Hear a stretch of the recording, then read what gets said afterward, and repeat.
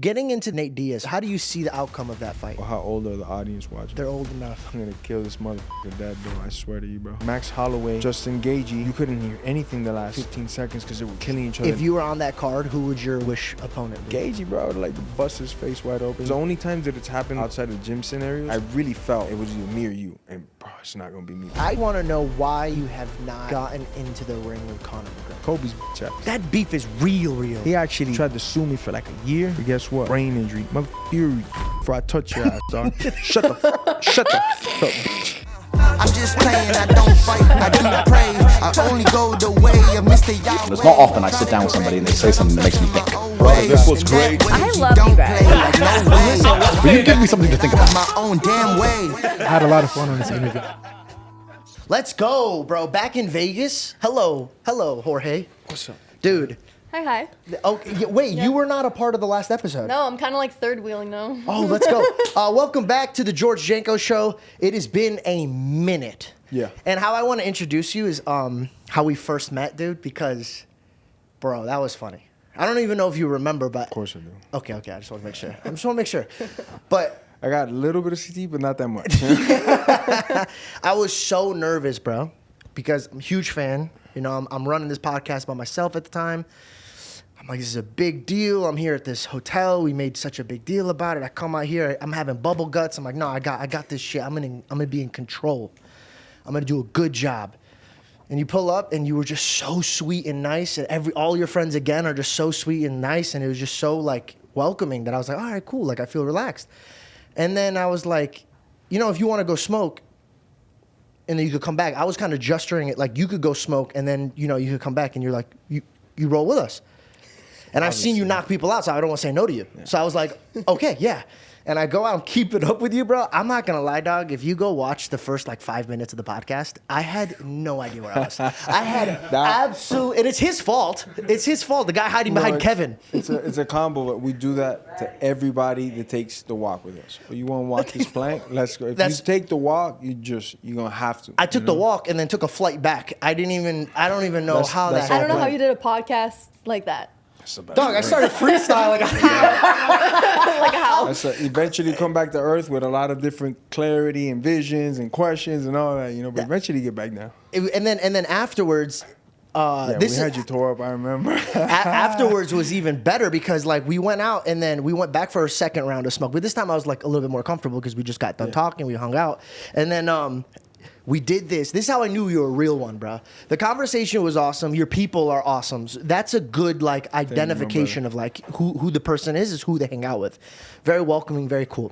And we go outside, and this is how I knew you were an actual real one. We were playing the trash game. Remember, we were throwing it, but we got competitive with it. For 10 minutes, we're like, all right, if you do it from here, you're okay. And I'm the worst at that fucking shit. Loser has to do push-ups. And so I won. And I'm not gonna fucking tell the guy that can knock out every single guy here. Hey, buddy, pay up, get out, do some push-ups, bro. No one asked you. You just got done. You just so you pay your dude. That's a real man right there, bro. Always, come on. How have you been, bro? Good, my brother. Good. That's a good opening, man. Yeah, let's go. Yeah, always pay my push-up, that sit-up, that. That's I don't know.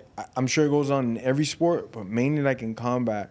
It's let's bet on this fight. Oh, let's bet push-ups. Let's bet squats. And they get crazy. Who runs a mile faster? Okay, 100 push-ups to the loser. Boom, 50 squats. Boom, you know? Is this how you're getting shredded for your next fight? This is a small part of it, you know. You but look great, bro. Thank you, brother. You look really good. I've been in Vegas since January now. Where do you stay when you just live and not train? I don't stay far off the strip. Maybe 15, 20 minutes from the strip. So you're permanently in... Yeah, I've been here since January, just doing it full-time here. And... the fight kept getting pushed back. It was going to be April, then it was going to be May, then it was going to be June, and now it's finally July 6th, and it's official. There's a referee's whistle, so it's not getting moved. Are you scared of him running away? And who we're talking about is Nate Diaz. Yeah. This is your guys' second fight. Yeah, our second fight, correct. The first one in boxing. I know, but the first one, it was kind of a boxing match. And by the way, can I ask you something? Do you not feel punches, bro? You know, it's a good question. I would say you do, but not how you think. Because since you haven't felt it enough times or been in there, you don't know. It's not like every single punch stings, you know. But the ones that do hurt, you'll like feel it or your legs will give. But it doesn't mean like, ow, I'm hurt. It's like, oh shit, okay, wake up, hands up. You know, how'd I get hit? You know, it's more like that. And then if you don't feel it because it just fucking rocks your soul, then it's bad. Like if they shut off the Your lights. legs go like this? No, not even. It's like when they shut the lights off on you, and they turn them back on and you're like this. That's a bad one. Because most of the time your adrenaline's pumping, so you're just focused on. Okay, wait. And there's conditioning to it. But if like in front of TV you look like a baby calf being born, that's really bad. That's like really bad. You know, you're doing all that, man, they got you, you know. What were you gonna say? Something that I've always wondered, and this might be a stupid question, but you know when you're in it, right? You're pounding him down. I'm gonna sound really stupid, but you're pounding him down. You're in the moment, you know what I mean? You're trying to get blood. And I don't know if your emotions are wrapped in it, but I feel like, you know, you're somebody who comes from real street fighting, so I'm sure you kind of have some of your emotions a little bit wrapped up. And then the bell rings, and you have to stop everything. Yeah. How does 100%. that feel? Like, how do you separate yourself to stop? That is a great question, actually. The more simple answer to that is just like rinse and repeat. You know, we're training this every freaking day, every hour of the day. It's constant till it becomes like second nature. The bell rings, okay, I disengage. If I keep going, I want to get in trouble. Then I want to get a point taken away from me. I want to get disqualified. And more than anything, I've always felt I don't got to cheat nobody to beat nobody. So I've never had as much as a point taken away from me in my 50-something pro fights. Wow. So I've never had like a foul or like a double foul even, you know. So my record is clean there. And that's just something that's like a mental note. A lot of people do that because they're kind of quitters already. They're getting beat up. They're getting frustrated. They want a cheap shot when that bell rings. Because it's just standard procedure. We all are going to stop when that bell rings. Maybe sometimes the crowds are so loud that, you know, we can't hear the bell, but the referee is on it and they'll separate you. You know, he'll do his job and jump in there, you know, because sometimes you might not hear the bell if like you're... Yeah, you got hit in the ear, your ears ringing. Max Holloway and that's another good one. If your ears ringing, you won't be able to hear anything. Max Holloway and Justin Gaethje, you couldn't hear anything the last like 15 seconds because they were just brawling. They were killing each other. That was the coolest thing. I was there live. It's like you couldn't hear anything, so they wouldn't have heard the belt, you know. How did that feel being there in that moment? It was amazing, man. That whole card was just one of the best cards I've ever seen in my life. In person. I've been to every fucking one of them. If you were on that card, who would your wish opponent be?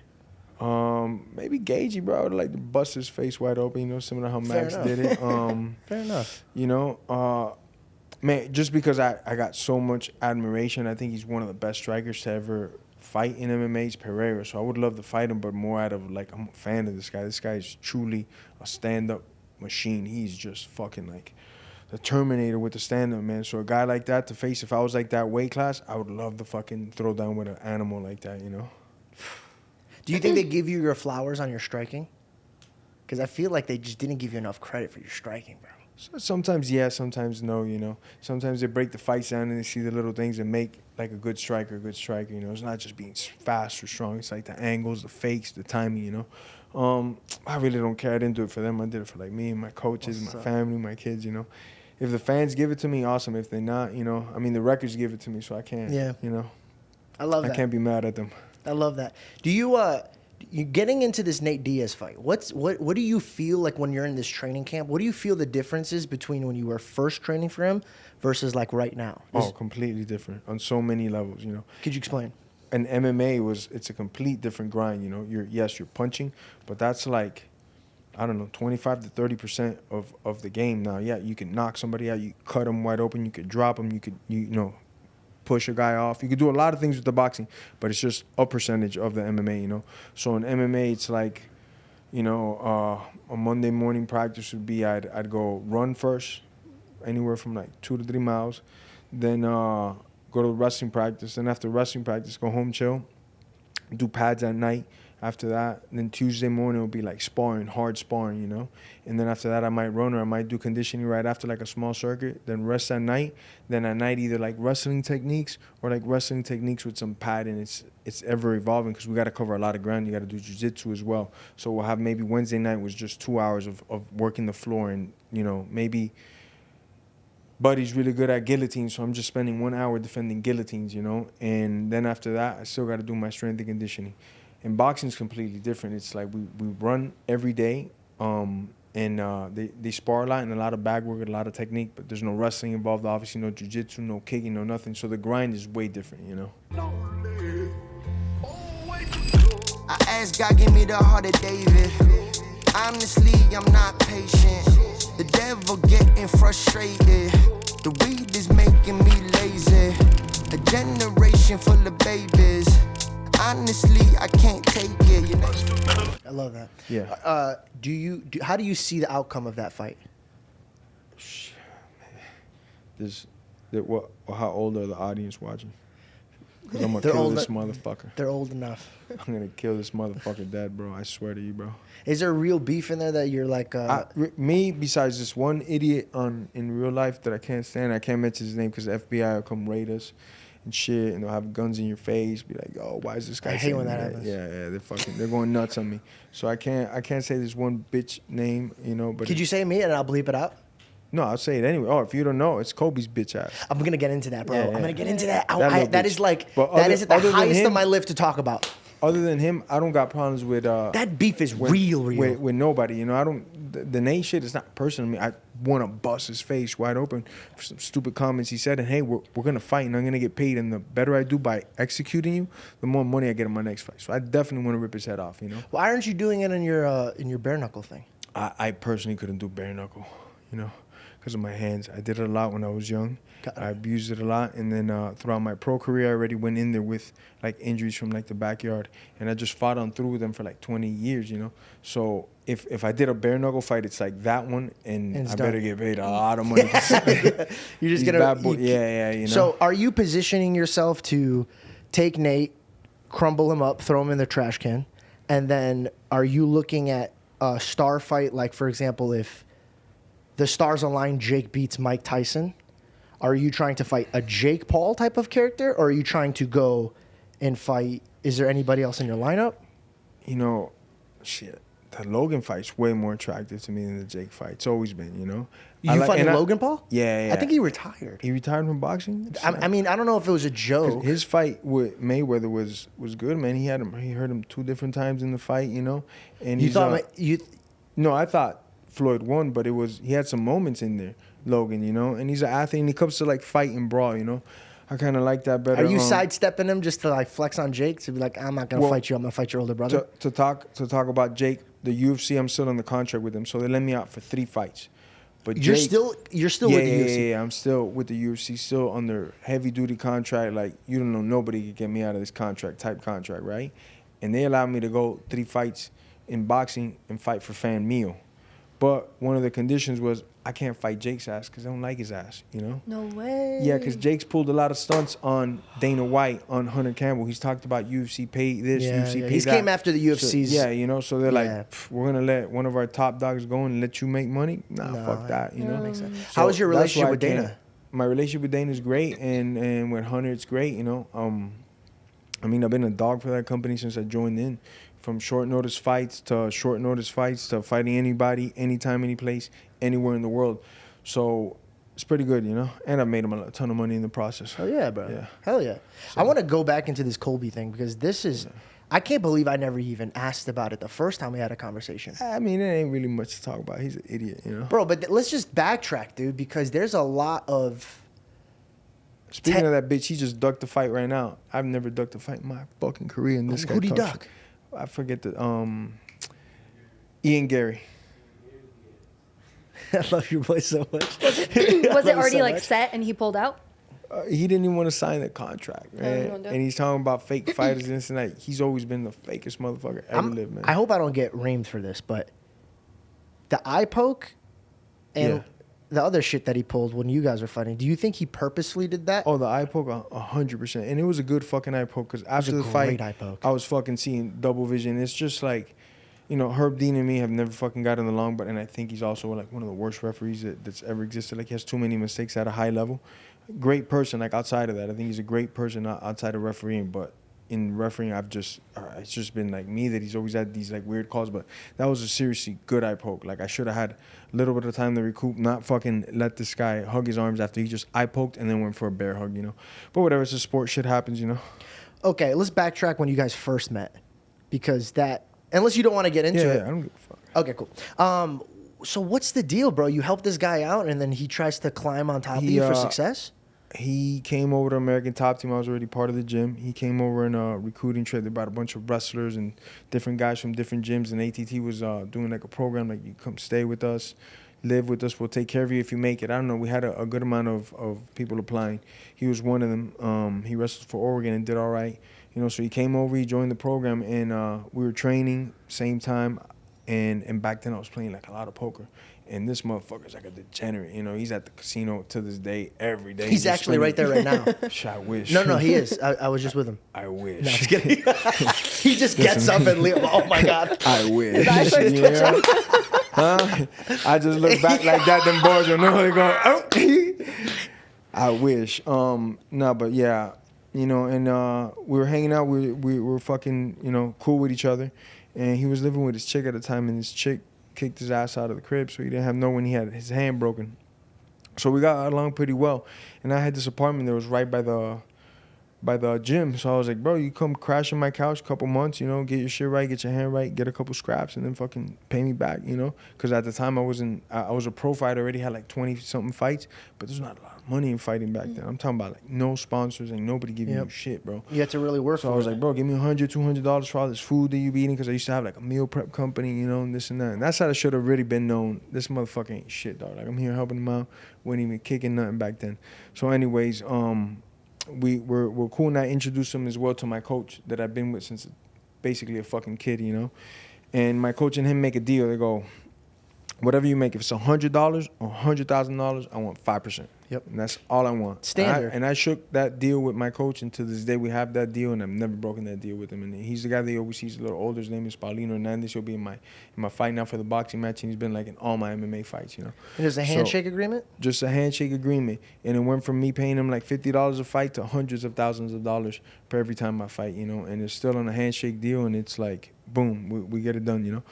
So this motherfucker finally makes money, which he's never paid even the 5%. He's like, on the next one, on the next one. He finally fights for the title, makes some decent money, and guess what he does? Deuce is my coach, training the whole time leading up from amateur to that world title. Wow. My initial feeling was like, all right, I know this dude lives. I know he trains. He lives on my couch. I know where he lives. Yeah, I'm gonna go clean his clock. Just straight up, like, you want to do some. Was this before your guys' match or after? This is before, way before the match. And my coach is like, don't do it, don't do it, don't do that. That's not what you want to do. That's not what you want to do. We'll get him back when we fight, this and that. Don't do it, don't do it. It's a good coach. I go, all right. So I didn't do it. I didn't do nothing, you know, and shit, whatever. I just wasn't cool with him. I see him at the gym, be like, don't talk to me. And he'd be like, oh, what's the deal? I'm like, nah, you know what the deal is, bro. You're a shade ball, bro. He's like, bro, you know, it's a problem with translation because I speak English. You only speak Spanish. Like, nah, my coach understands you. I've already translated for you guys on the phone. It's 5% or whatever you made, and you didn't want to pay that shit like a little bitch. Which he's had problems with all his coaches. He got kicked out of American Top Team. This is just not me. This is like a long. John 5% Jones hates is his nothing ass. compared to what he's doing for him. Tyrone Woodley hates his ass. Like, everybody he's had a close encounter with, they can't stand this motherfucker. And Tyrone Woodley was telling me, and John Jones was telling me at the time, watch out for this motherfucker. He's not who he is, who he acts like. Watch out for this motherfucker. I'm like, I'm just letting him crash in my couch, no biggie, right? Wrong as fuck. And then he does that to my coach. We don't kick it no more. And then I was at 155. I came up to 170. I started getting a lot of press. Everybody starts talking about me. Instead of just being like, all right, we'll fight, because damn, not only did I hook you up, but at some point we were cool. We're good friends. We don't have to talk about each other's kids, which he doesn't have, but I do. We don't have to talk about each other's family, mom, dad, and all these things to sell a pay-per-view, to sell like $1, you know. So, and if you would do that, I'm the type of motherfucker, I'm like, well, then we were never cool, you know. If you would do that for $1 bill and you have a dollar amount of, like, oh, me talking shit will generate us 300 more thousand pay-per-views, well, then fuck you. You're never my brother. You're never my friend. Everything about you was fucking fake as fuck, you know. So, yeah, you know, fucking we went to war. Do you think it hurt you more because I've only hung out with you twice, and from what I got, you put the people you love above yourself. I could tell by the way you think the people that helped you from the beginning, the people that we would never even know who they are, but you make sure you give them their flowers and your credit. I could tell by your boys that you guys are all very, very like loyal and respect each other. Was it the fact that this dude has no respect that angered you the most, or is the fact that he just came after your family when he was combo, man. Like, shit, you don't have a spine. You're fucking spineless, you know what I'm saying? So you were literally sleeping on my couch because your hand was broken. Your girl kicked you out and you stayed on my couch for like 8 months. Like, that, to me, if you did that for me, it doesn't matter, like, what type of beef that me and you have. We'll settle it, me and you. The whole world doesn't have to know. It's just between me and you, bro. You know, if we got problems because some shit happens, I'll always speak well of you just because you did that for me, man. Like, I'm not going to, like, fucking and then fabricate shit, too, you know? Like, just because if you ask him, he's like, well, I just went at him because whatever. Like, he doesn't even have an explanation for it. And I let him come first. He started saying shit online. Then I caught him at the gym. And the coaches separated us immediately. And I was like, well, I'm going to catch your ass, you know? And then the owner of American Top Team had like a stern talk, Dan Lambert, with me. He's like, man, if you catch him in here, bro, I got to let you go. I was like, damn, I've been here fucking 16 years, man. You going to let me go? He's like, I can't. Because if you do that, it's going to set off a bad example. Yeah. You are one of the lead guys. You're one of the pillars of American Top Team. You know, and people look up to you. I've already gotten a lot of wild shit over there. So I would tell him. So I would send him messages. I would get on live, be like, hey, I'm at the Publix where you like to go eat sushi at. I'm over here. And it never happened like that, you know. And then eventually we both kind of got kicked out of the gym, you know. And I got kicked out because they put like this ultimatum, like, man, you can't say no more. Nobody can say nothing to each other online unless they're going to fight each other and they have a contract. And I was like, well, this motherfucker's been talking shit about me for months and I haven't even said nothing. I'm trying to catch him at the gym and now they're going to put that? I can't even say nothing. So when I went online and popped off and they were like, you got to go, Masvidal. So they kicked me out for a month and then they brought my ass back. Kobe, they never brought his ass back. They should get the fuck out of here, piece of shit. They just wanted to show me, like, don't fuck around, man. But I'm full American Top Team always, bro. Hypothetically and / allegedly, you saw this guy after the fight. How did this whole thing happen? Allegedly. Did you get a call? Well, what's not allegedly is that this motherfucker went on a podcast, similar to how we are right now, and dropped the video on the same day, like 3 hours before, hypothetically and allegedly, somebody that looked like me, same ethnicity as me and hand speed as me, was there. That's allegedly. Nah, I already beat the case, so we can say whatever the fuck we want. I already beat that shit. I beat it with a stick. But yeah, it's fucking, you know, he made a podcast saying, if I see him in the streets of Miami, you're dead. I'll kill you. He said that? Yeah, it's all on recorded video on a podcast. But this is after he was avoiding you when you were telling him, come meet up with me, and he wasn't? No, never. I would go, hey, that place you like to eat sushi at, I'd go on my live on Instagram, pull it up. I'd send him messages where I was at. He never wanted to do it because I always wanted to do it man to man. Just like, let's meet right here in the back of this fucking laundromat, and that's it. Nobody needs to be there, and let's just fucking go. And if one of us is out bad enough, then the other one just pulls back, you know? I'll put your ass to sleep. After I put you to sleep, I'll back up, and vice versa, you know? Is he from that background or no? No, hell no, bro. He's a fucking college wrestler. He just wants to hold your leg as hard as he can, you know? And not breathe and just be like fucking hugging you, you know. But when it comes to throw, and he could have done whatever he wanted because I'm throwing these knees, elbows, hug all you want, you know. It's a fair fight, but that never happened. So whatever, you know. That's crazy that he mouths off like that, bro. Yeah, he gets on this podcast. He says he's gonna kill me if he sees me in Miami. The date that I supposedly did this allegedly is the same date he went on the podcast said he's gonna kill me. It just so happens. I wanted to get a slice of pizza where this dude was at, you know? And I was like, holy smokes, I'm dead meat, bro. This guy's right there. He's going to kill me, literally. Right? So you're trying to protect yourself, I'm trying bro. to protect You just want to get a slice of pizza. Allegedly, right? Yeah. And now this motherfucker was first saying that I jumped in with people wrong because of the video and the case getting dropped. If I would have jumped him, I would have done time in jail. If like me and you just would have touched him, that's time in jail, or I would have had to pay crazy money to this motherfucker.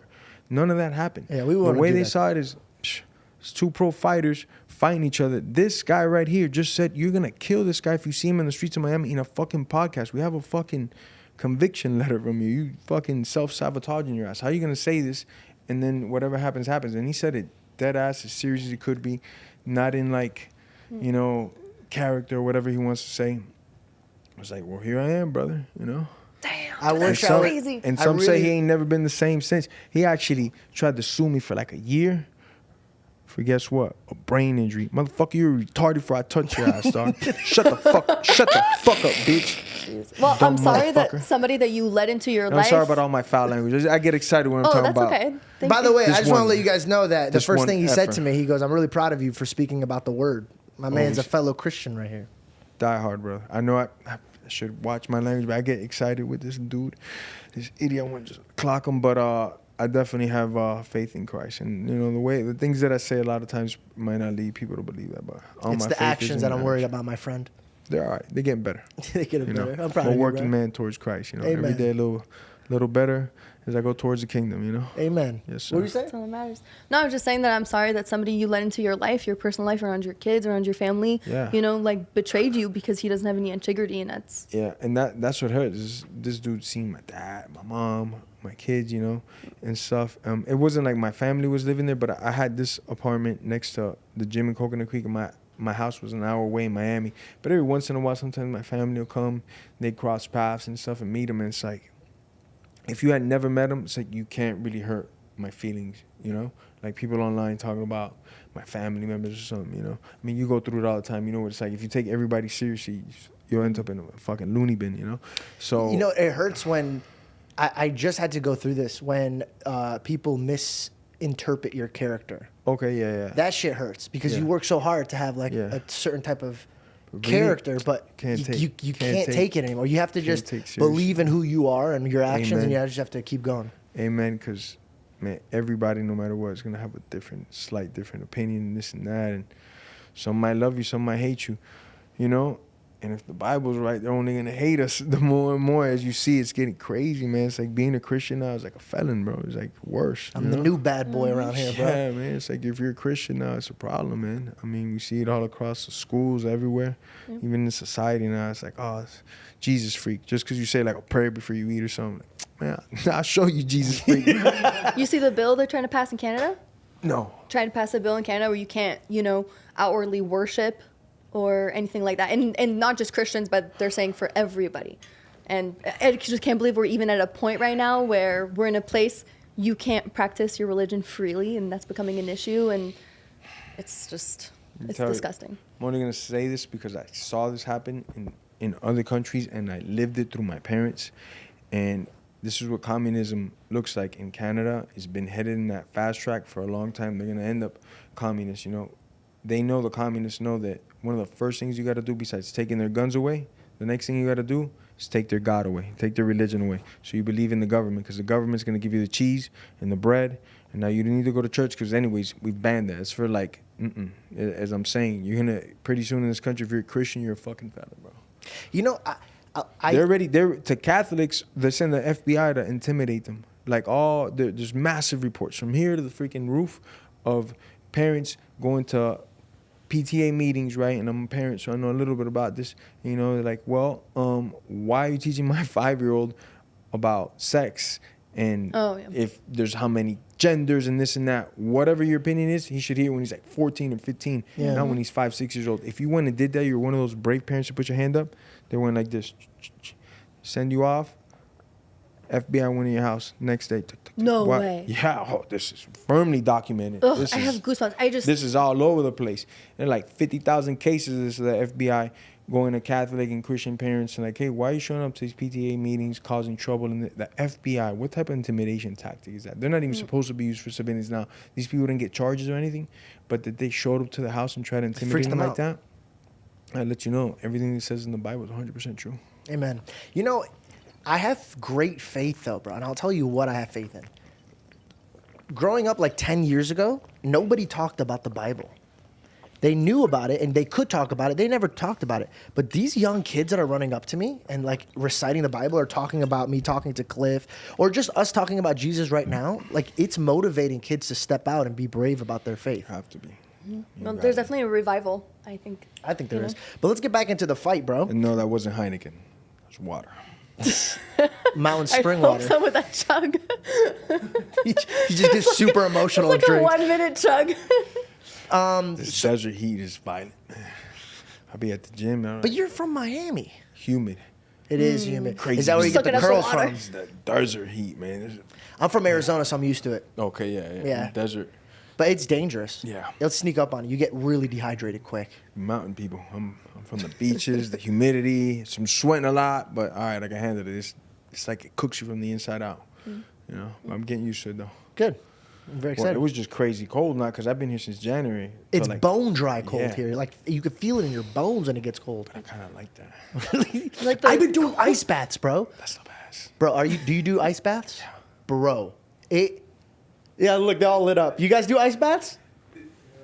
Hell no. Bro, This dude does here and there. Kyle. bro, it changed my life, dog.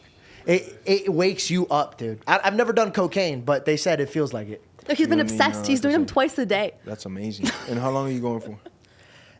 So I go numb, like after like 2 minutes. So I can sit in there for however long after. You don't want to go too long either.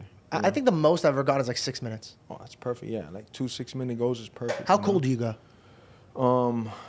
Before I was going 39 to 41, and this doctor that I've been working with, Dr. Gary V. Brecka. Gary V's your doctor? Yeah, guy's amazing, bro. Are you serious? I'm dead ass serious. He Gary probably V's just your has doctor. the same name. Huh? Brecka. Got you. I thought you were talking about the guy who goes and like trades cards and stuff. No.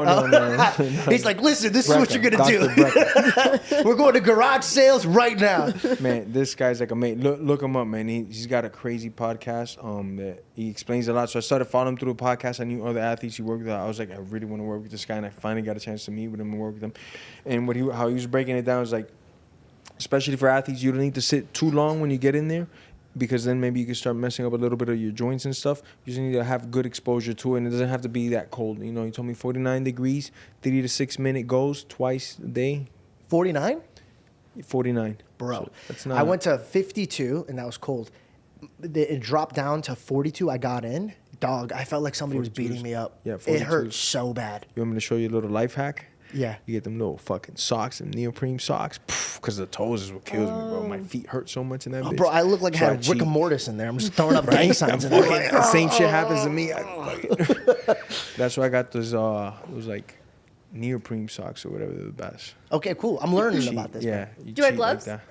No, I don't wear the gloves. Oh, okay. I've But I seen don't people with always gloves. put my hands in. That's a problem Oh, okay. too. I usually get like neck level, and a lot of times I have my hands out, and then I like in and out, in and out, in and out. My wrists are messed up, so I like to put them in there. Yeah. That's, anything that's messed up, you put it in there. It does so much. Besides, it releases like another good thing is when you get out, warm yourself up. Like don't go in the sauna or take a hot bath. Just like warm yourself up by doing like jumping jacks or anything. They've done a lot of studies like that for men. It raises your testosterone when you have to like heat yourself back up. So you release more testosterone by just like doing push-ups, jumping jacks, whatever it is. You know, you just warm up by exercise a little bit. It doesn't have to be nothing crazy or even get your heart rate up. Just warm up. Just do it till you warm up.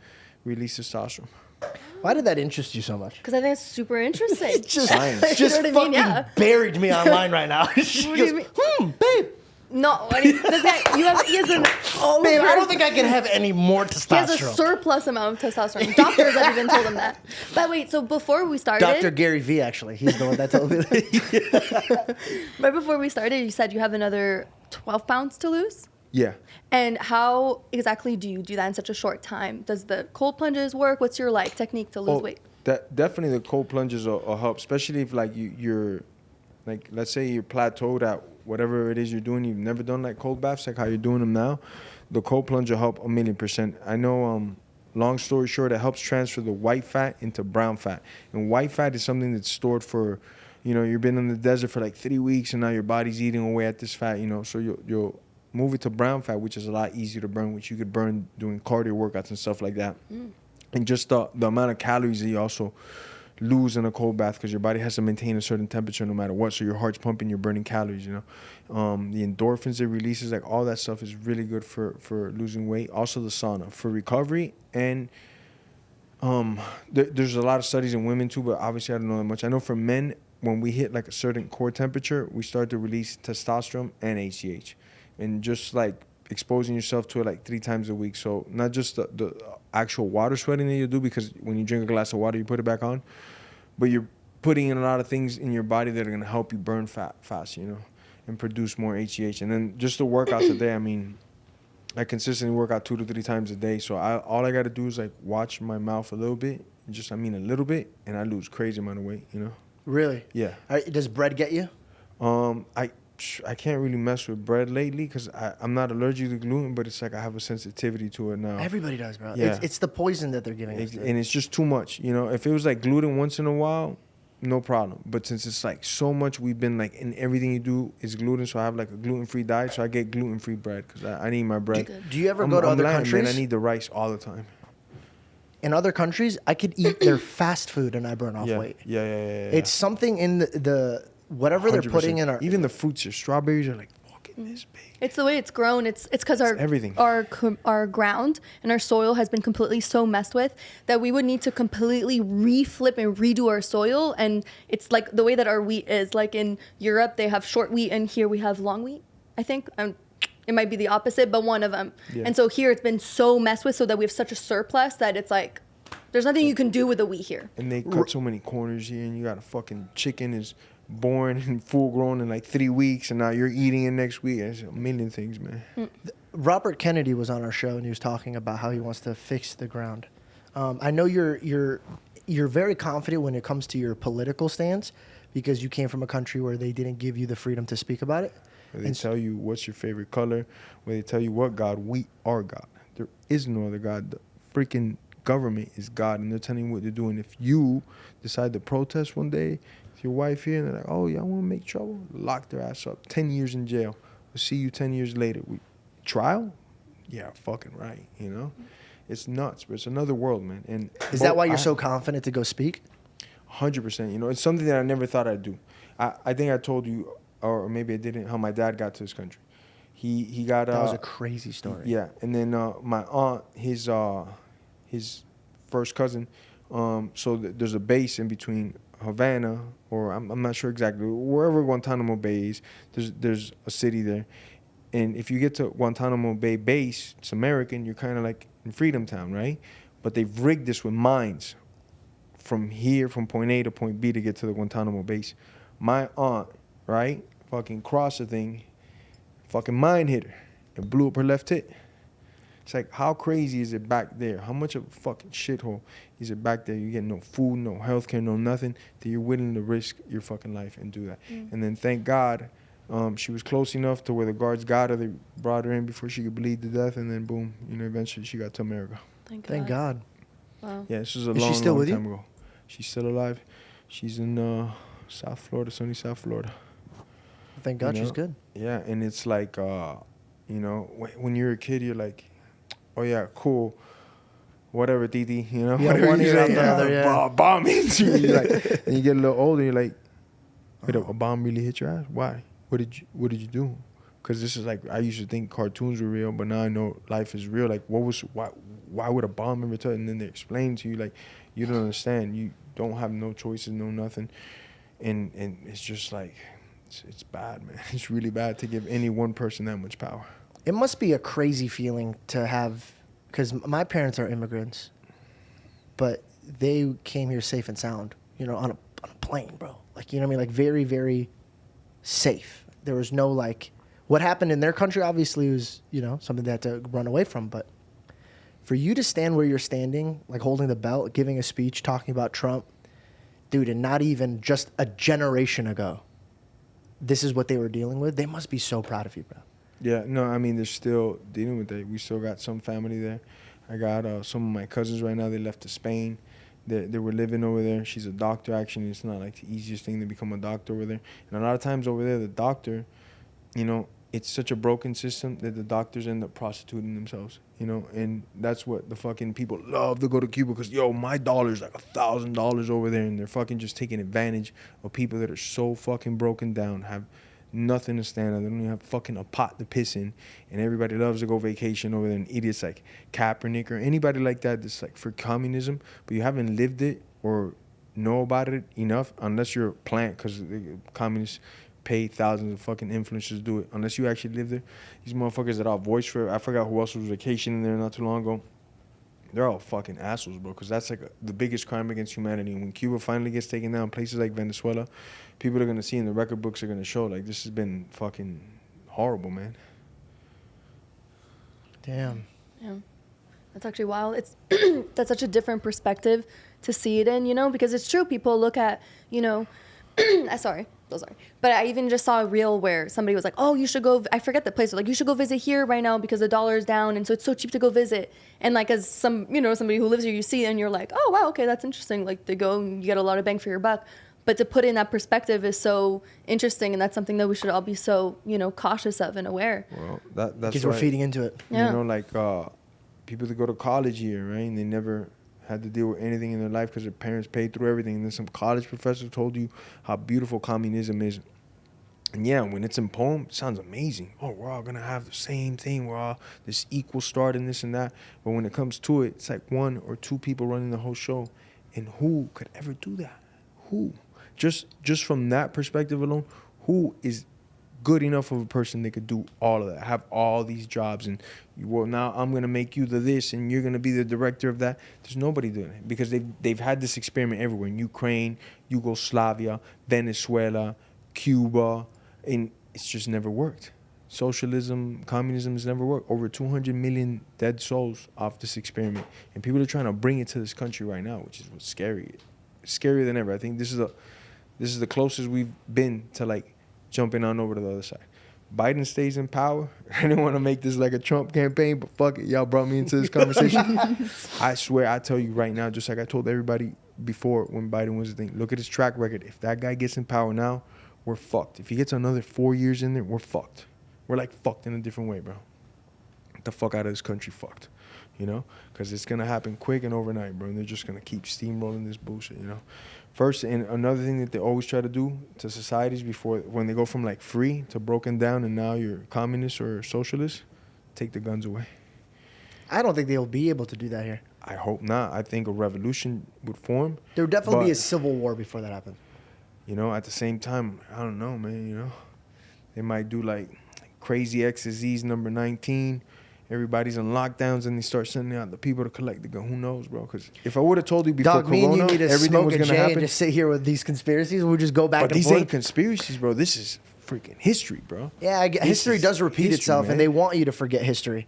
I noticed that. Look at like Germany before the Nazi occupation, right? And it was like they're doing their thing, and then 10 steps later, it's a fucking problem. You're right? And it's like, man, what were those steps? You see America's like right on track. We're like on step number 7 already, If you had to live in another country, where would it be? Nah, USA. I'm fighting for my baby girl with all my heart. There's a lot of cool countries. I've been all over the world twice, but America's fucking the greatest country in the world. It's just being controlled by some fucking bad people right now, bro. I pray that this country is going to get back on its feet. And if not, it's not just for our country, but we are the beacon of light. Look at Russia and Ukraine. Trump left, Russia, Ukraine, China, Taiwan, China, Hong Kong. It's getting crazier, and there's more and more conflict arising that is about to get revealed right now. That, this person's fighting with that, and now China wants to move in on this fucking part of the sea in this other country. It's just getting crazier and crazier. When we got the right people running the show, everybody plays a part. There's no heat in the Middle East. Look at Palestine right now in Israel. It's nuts, man. Trump had 4 years of peace, brought the Abraham Accords, and this is not some magic wand or nothing. This is a guy that's actually committed to doing a good job and using America to bring light to everybody else. There was no wars when Trump was president. I know he says the meanest tweets that ever fucking lived. So but what? Isn't that crazy If that you your have to coach is an defend asshole, that? but you're winning fucking games, Yeah, who yeah. gives a fuck if he tells you, wake the fuck up and go run right now, you fat motherfucker. That's what you need to do. That's what the fuck you need to do, So People hoping people Trump got gets in very there, man. sensitive. We're so sensitive. We got sensitive. But you know what? In history, And it does they're repeat all, itself. Listen, they're all communist tactics. Like my family would tell me, like in Cuba, one war that they'll start is not just racism and not just white people to dislike black people and black people to dislike white people, but get black people themselves to fight with black people, get white people themselves to fight and separate the divide, home. and conquer. Yep. And then it's, they're in there. Now they're going to take away God. If you see what the federal department is doing, they've been taking God away out of school little by little, and every year more and more and more. I've noticed that. It's just like, man, why? Why do you guys care so When much? you remove God, you just sit in a room of darkness. It's so funny. The way you speak is like how my cousins speak. They're very passionate, and I love your faithfulness to what you stand on and what you believe. and I think you go about it in a pretty cool way. I think the way you speak is pretty cool, and I hope nobody removes their tongue away from you, bro. And just like I know we look at the opposite end, right? For example, when we look at people that do that type of teaching, I don't even want to remove their mouth away from them. I would never want to remove anybody's mouth away from anybody. I think separating somebody from whatever they believe in is giving them permission to do that to me. Do you get what I'm saying? And 100%. and that's why I think if you believe in whatever you believe in, I think that should be fine and dandy. Yeah. But they should treat us, everybody, like Christians. Christians get the slack of it, bro. Why? Because we're the ones that will forgive you. Everybody else will fight up. That's what our Savior teaches us, you know. That's what we get, you know, taught, and it's the way to live it, you know. Because if we're going eye for eye, there's gonna be a lot of blind people around, you know. So I get it, man, but at the same time, it's like in certain categories, like it's enough is enough. We gotta make a stand. Stand up and fight. Like, Yeah. I'm a Christian, and when the day comes and they're like, "You're a Christian, you're dead," or you could denounce Christ, bro. That is can be kill my ass right now. I'll be right over with you, bro. Kill my ass right now. Me and you will both be in heaven. Be like, You two know, Georges. and I was just going over it again. I had read it some time ago, but I was like, it came up on the YouTube when I was watching this video. Like, all the apostles had like the most gruesome deaths ever, and they are recorded in history. This is not like me and you make like they're recorded. What these deaths are like so horrible. Like, what would get me to do that? Nothing. There's like nothing. Bro, I'm gonna give you $500 million, but we're gonna crucify you upside down and bleed you out. Okay, keep your money, dog. Yeah. I'm straight. You know. But that's why the eyewitnesses are so serious. Like when people go, "You believe this? You believe what they said?" I go, "Brother, like, what lie would you ever believe enough, or what would you do to be tortured like this?" Bro, I love Belle. I love her to death. But if you were like, "Hey, my man, you ready to marry I'm her?" gonna drag you through the streets till you're dead. I would have been like, By you know, your maybe neck. she ain't for me. By your neck. Maybe God wants another one. In a horse carriage. We're Yeah. gonna until you die. But right now, if they're like, you either say you denounce Jesus or you go through that, I'd be like, rope me up. Take me away. Isn't that 'Cause crazy, this is just bro? Now there's something else on the other side. might be It's a coming lot back to longer than that. this. Yeah. But me and you will be right there. 100%. We're ready to fight for this. But let's move on. Speaking of recovery, because I feel like our country's going to recover. Amen. You know, I got to voice that out. Life and death begins with the tongue. Yes. So I'm trying to teach my brothers and sisters, like, no, we didn't lose, and we're not going to Enough is in the lose. tongue. Yeah. This country's going to get back on its feet because of Jesus. People need to do the right. And it's not just voting for the presidency, but it's at all levels. From the districts all the way to the feds. And if you're like 17, you're like, oh my gosh, politics. This directly affects your pocket. Like, that's one big lie they tell you in school. Like, administrations don't affect the economy. Bull fucking shit. And I could go case by case. Like Bill Clinton and the stuff that he did, and then after him shipping jobs overseas, not taxing those people, that directly affects your pocket. Because now this guy that would have had extra cash to hire you because he has to hire Americans or something like that, now he's going over there hiring these motherfuckers that are part of a communist regime, getting 50 cents an hour, and they're not paying taxes on that. Who does that fuck? Us. You know, so... Dude, your ability to not only know this knowledge, but to speak it after getting punched in the face that many times, it's Right. quite impressive. Well, I won't lie. It's quite I've known people that never got punched once, and they can't even talk like that. Well, you know, since a kid, I ingested this. And it wasn't like I wanted to hear. It's just like I'm at the table, they're talking about it, and it's like, this is the stupidest shit ever. This is boring, man. When are you going to talk about fucking kung fu or some shit, bro? You know? Sick and tired of this shit, you know? And then, shut the fuck up, Jorge. Fucking eat your food. And then I told you, and then we should have done this. And it's like, you know, it's just, and then as I got older, I really started to get more into it. And then as I started seeing crazy shit happen, my dad called it like 10 years ago when Obama was in there. He was like, it's looking like a communist to me, man. I thought I kind of liked this dude, but this right here, look, pom, pom, pom, pom. And he outlined it for me, and I was like, holy smokes. I guess, man. And I was like, nah, hell nah. And he's like, I'm telling you. I'm not gonna lie, this podcast took a crazy turn, but I'm here for it, bro. I love this conversation. No, I love your passion. You have a little girl to fight for and to do what's right for her, and you're worried about her going to school, man. These are like, that's stressful. This guy stresses about that. His kids don't even exist yet, but he worries about the kids that he's going to have that are about to exist, and he like stresses. Like, what are we gonna do for them? I stress because I tell my mom every day, I go, I wasn't put here for no reason, and I don't want to look God in the face and be like, look what you could have done, and you sat there. Amen. So no, I speak on Especially what I now, believe. you got a huge podcast, and People hear your voice, man. I And like you gotta said be it, these careful young because kids- sometimes like we run with things, right? Like I've learned this. I learn a lot, right? So I learned a lot from this conversation. I get nervous now. I learn so much that the old me can't keep up with my mouth. For example, like I'll learn something, we'll talk about something on this podcast, and me and you will push the audience this direction. What overwhelms me now is how powerful my mouth is. So if I spoke in a wrong way and I directed all these people in a wrong position, it scares me. It's a lot of weight on your shoulders. Yeah, it is. So like I've been trying to, and I think this is the best way that I could go about it, man. And I've been dabbling with this because recently I had to deal with like forgiveness and like all this stuff, all this shit online. And the biggest problem for me was I work very hard to be a good man, and in a moment's notice, somebody could rip my character and people will believe it. They'll believe that.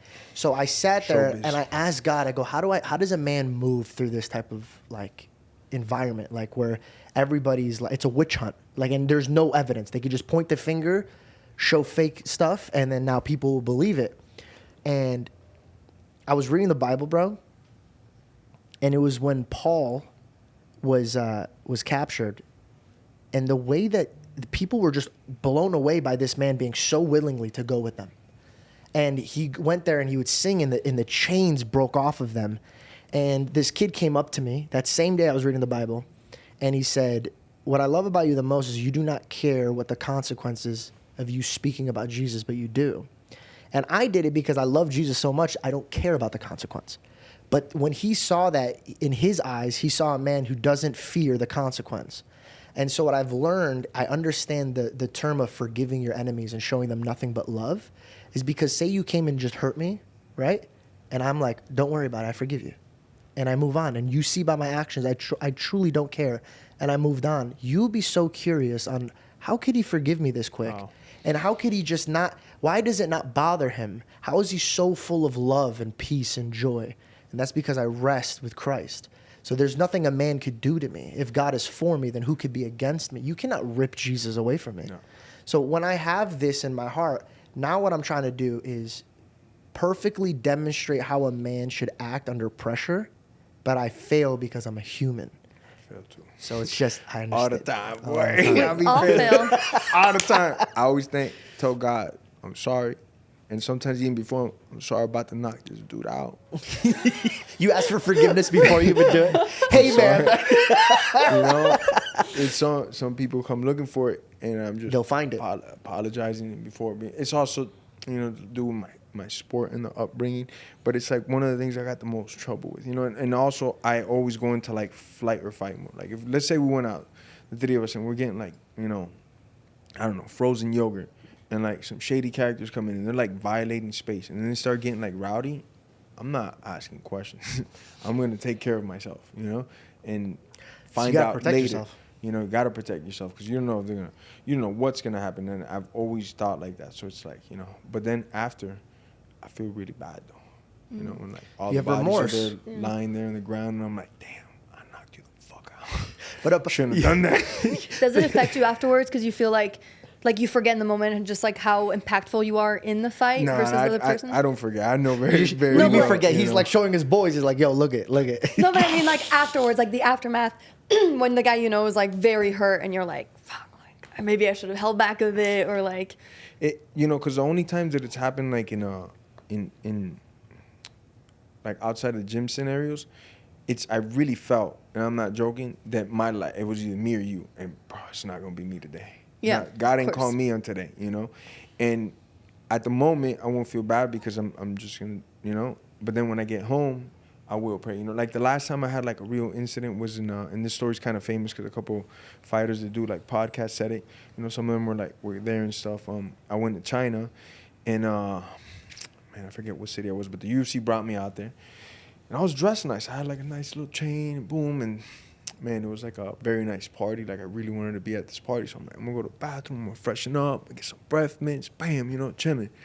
I'm in line waiting, you know, and some guy like lifts my chain up and he starts talking to his friend from the back, and he's like, oh, I don't even know what language he's saying, right? Because I'm in China. I don't know if they look European, but I don't know what he's saying.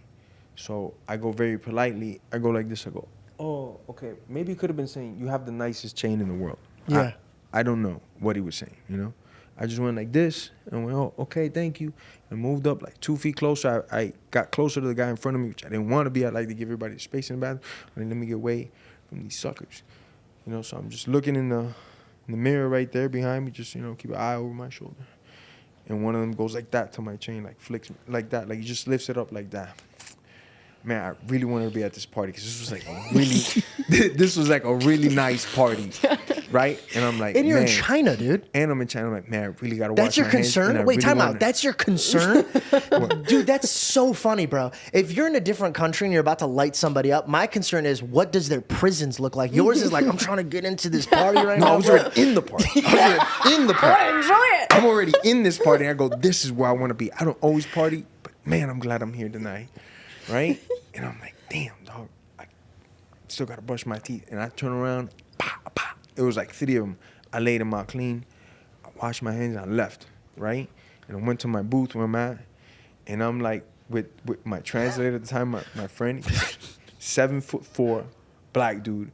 Looks like freaking, like a kung fu dude. He's got a huge fro. Like, this guy's like so noticeable, especially like in China, right? And he's the dude rolling with me. And he comes up to me. He's like, yo, my boy, did anything happen in the bathroom? I go, no, what are you talking about? He goes, yo, my boy, listen.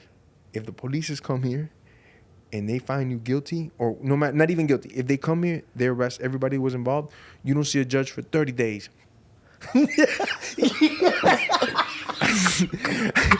Call me a cab right now. And I took off. You know, and that's the last time I had you know, besides the allegedly incident and stuff, that was like the last time I had to defend myself. But I don't know what's gonna happen. I don't know if this guy's gonna stab me. I don't know if this guy's gonna yank the chain off me. I don't know if when I cut this corner he's gonna punch me. You've already like violated me twice. I gave you one cheek. I gave you a second cheek. Now what you want? You know? Dude, I'm that gonna- guy regrets. I'm just gonna, as a brother in Christ, I'm gonna say there was definitely another approach to lighting these guys up. You know, But you definitely, know, I my think friend so. says this. He goes, "I correct them so the next guy doesn't have to deal with it." Yeah. And I feel like you have that energy. You just kinda, kind of like, no. It's just that, you know, and I don't always drink, but I might have had a shot or two that night. You know, so I'm already like, man, I don't want to like deal with this right now. I'm drunk. I don't know if these guys get the first jump on me, I'm fucked because I'm not in like my full senses, and it's 3 of them, you know. So that's how I'm thinking. I'm like, if you already did that twice, you're ballsy. You're gonna go. You either have a gun on you, you have a knife on you, or you're just like really looking for trouble, you know. Yeah. So I'm not gonna be nobody's piñata, bro. Well, I'm sure they haven't flicked any chains since then. You know what I mean? Like, I hope. okay, you know? but so I know it's wrong. You don't want to start a fight. You do not want to fight people. You know what I mean, for no reason. Like, you don't want to get into altercations. But aside from all that, because you have all the skills, do you kind of feel like you're in a little movie, like when you're in the bathroom, you're pounding down 3 guys?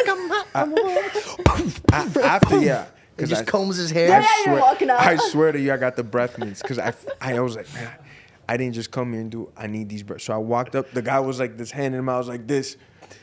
And he didn't even say a word. I just grabbed him real quick and I took right off. And You're Jason Statham.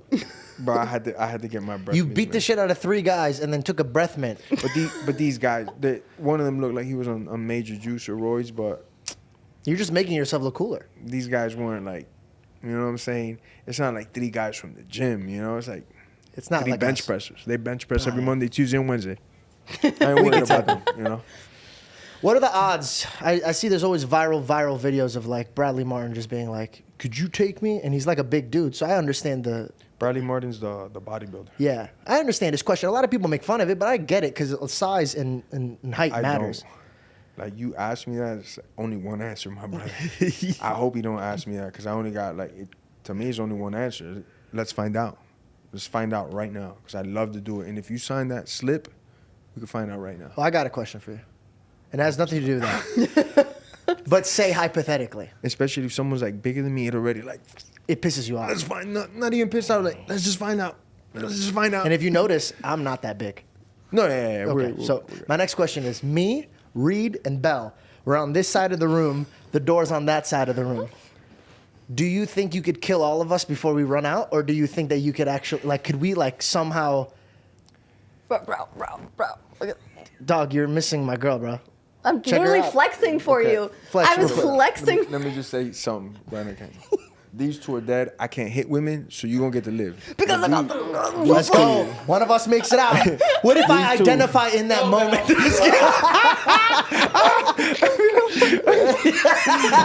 Okay.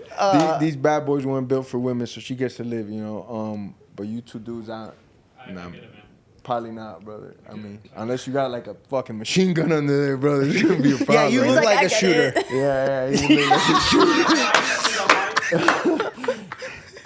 That's so funny, dude. Dude, stem cells. I know that just sounded like we Amazing. made a cut, but Amazing. we're actually just gonna keep it rolling. Amazing. I need to know about this, bro. First of all, how did you get into it? Is it expensive? What is the difference? So what I know is that when you do it in, like, let's say Colombia, now Mexico's opening up some state-of-the-art places, the way legislation is written out and the rules of it, you could get more stem cells per bag outside of the country. Yeah, I right? heard this. So, you know, in a sense, it comes out to cheaper. You could have a lot more there.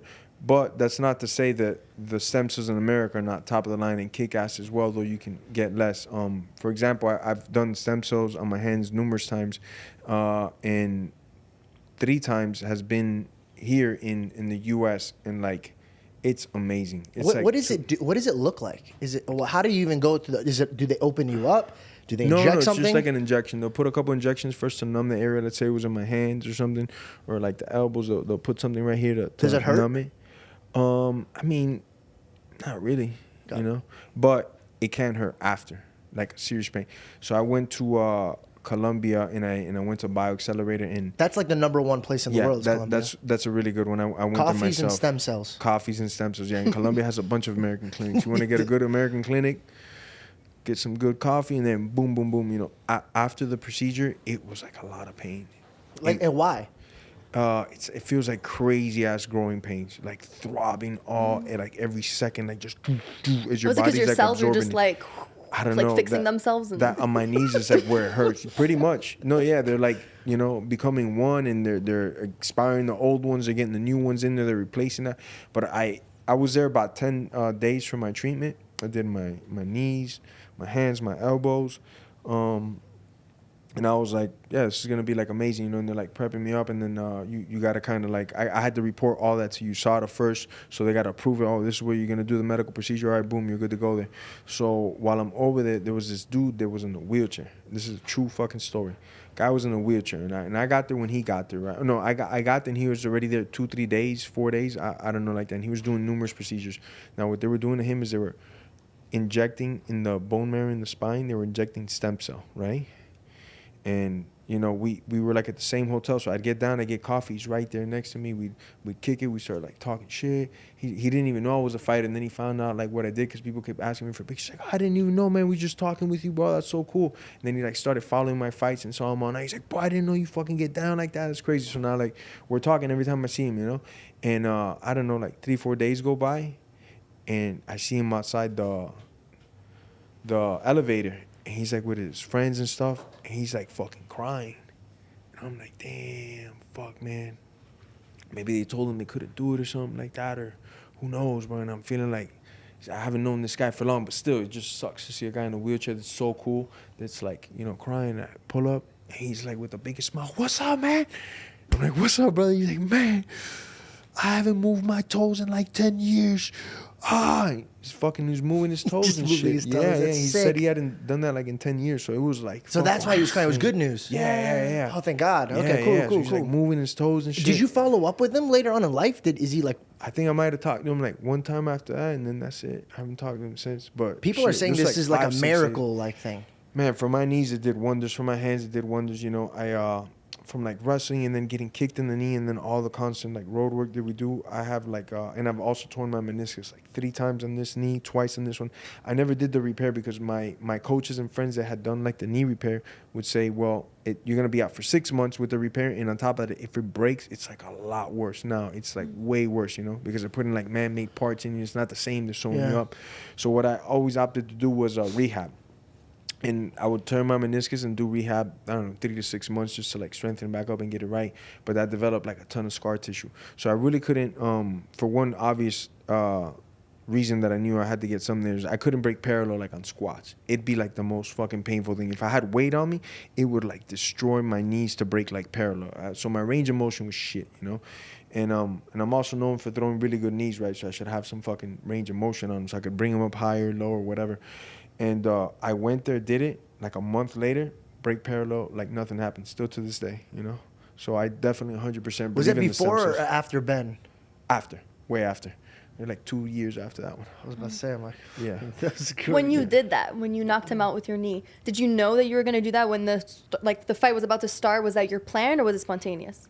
So we practiced that for a while, right? And then we didn't know if we were gonna do round 1, round 2, or round 3. And also I wanted to like read him, you know, last minute, like, is he feeling aggressive? Because I also don't want to throw and then like, I missed my chance. So I'm kind of like, let me see how he's acting. And how he was acting, he was giving me all the indications. He's going to try to sniff my crotch. I said that. I said he's going to swoop in. He's going to swoop in. He's going to try to sniff my crotch because that's what he does. Just like Kobe, they just want to sniff another man instead of punching, you know? How could you tell from him standing across from you? The way he was acting, he was very like, you know, trying to go forward, and the referee's like telling him to step back. I'm like, yeah, he thinks he's just going to get right into his wrestling shit. Not, you know? I showed Crazy. Belle that, and I was like, yeah, he was trying to swoop. That's why he did it. She's like, Yeah. really? I'm like, yeah, I did that. And she goes, you've done that to somebody? I go, Belle, if I've ever done that to somebody, I'd be talking about it every day of my life. And Just showing somebody last week, I every knocked day. this dude down. Bella, listen, fucking everybody was there. Damn. George, he's 98 years old. Those that matter. Look at that range of motion, baby. It's a technique. That's Dude, so that's funny. crazy. Hey, 5 speaking seconds. of Kobe, he freaking kneed you in the crotch Yeah, low so blow. hard. So low blow. Was that And, purpose, do you think? Of course it was on purpose, you know? And Did that hurt? it hurt, but that was okay. The eye poke fucked me up. I was like, for like a whole round, my fucking eyes swollen, and I can't really like get my vision, because when you get poked initially, your eye's gonna swell up, and then it takes a little bit of time, and then it starts to go down. Though we're fighting, though we're moving, it's like one of the most uncomfortable things, and it's also like one of the dumbest rules. If you get kneed, you get up to 5 minutes, right? If you get eye poked, there's like, the doctor's gonna come in, you're okay, well then continue. So, bro, it's the most painful thing that could possibly happen to you by far. Give us a second for our eye to adjust. It's like right away they're gonna come in. It's your vision, too. Can you see? And then if you're like, even we always lie. It's like, yeah, of course I could see, even if I can't see. I'm over here. Yeah, Oh, bro, yeah, I can see. You know, because if you say something like, "Give me a second," fight's off. Oh, yeah, And it's bullshit, bro. It's like, yo, give me a minute or two, and my eye's gonna come back. I just had a dude that's trained to hurt people fucking jab me in the eye with his fingers, you know. Speaking So of it fights sucks. being off, the Nate Diaz fight being off, did you agree with it? Did you Which think one? it should have been stopped? Me personally, from like, I wanted to not kill him, but I wanted to leave him dead there, like That's killing him. you know, killing him in the sport, because I never want to like take a man's life away in my profession. But I want to leave him like, there's no question about it. No pebble is gonna take my greatness that you tripped on. Yeah. And then they're gonna say it was because of the pebble. No, it was because of these hands, and I put him down. So part of me, yeah, but at the same time, they saved him like a lifetime of injury and CTE and concussions. So you think he was done? Man, he had 2 cuts on this side, 1 cut here, and I had dropped him 3 times. Yeah. 2 of those Dude, were. he could take a punch. He could take a punch, but these kicks he couldn't, because every time I hit him, he went down. I hit him to the body, he went down. I kicked him in the head, he went down, and one of them was from an overhand right. Can you take that punishment? Yeah, but it does catch up to you. It's not like, you know, oh, I'm tough, you know? Your Usman fight, do you think that like changed like how you could receive a punch? Definitely. For a while, that's why I took a lot of time off. It's like your chin only gets weaker after things like that. You need to give it the nice time to retrain, go do your neck, work on your jaw, but your chin doesn't get strong as it takes shots. Do you think that's why Volkanovski is like just getting dropped quick? Man, that Volk fight, man. He's one of my favorite all-time fighters, you know. But when he fought Islam, you know, and I know because I've done it. When you take a fight like in 11 days notice, 10 days notice, it's He's just an animal. You know, and you're going up a weight class. You're fighting one of the best guys in the world, and you guys already had like a very good close fight, which I thought Volk won the first one. But it's a lot, man. And this guy's already in shape, prepared. You know, in the training camp, you've been going to the gym, training. Maybe you've been dieting. Maybe you've been clean with your diet. Maybe He's you just haven't. Australian, bro. You're Yeah, just- hey, yeah. We'll fight him. They put the Fosters When down and is said, it? "Let's go." Fucking 2 weeks. All right, I'm ready. yeah, you know, and it's just those things catch up to you, but Volk's one of the fucking best to ever do it, man, as well. He's And one of then my favorite. Bro. Ilya's I love his another heart. animal. Yeah. No, and they gotta fight anybody, anytime, any place. And he could do it all. He could wrestle, he could grapple, he could kick, he could punch, Listen. you know. But my boy Ilya, though, I've been talking about him for fucking since he started in the UFC. Who? The champ, the guy that knocked out Volkanovski right Yeah. now, 145, Ilya Topuria. Yep. Love this He's a guy. beast. And I've known him for a minute, so I've been preaching about my boy, telling people, man, this dude's a problem, man. I got to work out with him a couple times, and I knew since then, I was like, this guy's got it. You know, you got to be born with certain gifts. God has to give you. God gave him plenty of gifts, you know. What ethnicity is he? I'm gonna tell you right now, he lives in Spain, but he came from freaking where Mirab is from. I'm gonna tell you right now, man, don't kick my ass, Ilya. I think he's upset with you. Georgia. He's Georgian originally. That's then in the went to States. Spain. No, the other one. There's another Georgia? Yeah, I didn't even know that. yeah, by Europe, by Damn, I'm so uneducated, dude. It's Yeah, crazy. Georgia, huh? yeah, by it's like Does he get his peaches from it? No, No, that's from the American Georgia peaches. yeah. No, I don't think he gets. I they got said that, and different I don't type even of know if I peaches. said it right. So it's They like, got different type of peaches over there. But yeah, he's Georgian, and then he defected to Spain, and now he's been there his whole life. I just want to know why you have not gotten into the ring with Conor McGregor, because that would have He been. doesn't want to do it. He wouldn't do it? He doesn't want to do it. The UFC offered it to him many times. He would bring him my size, but he's at my weight class competing. You are in the same weight class. He's at 170 now competing. He wanted to do the fight at 185 against Chandler, and it's always been kind of like they bring it up to him and he shuts it down.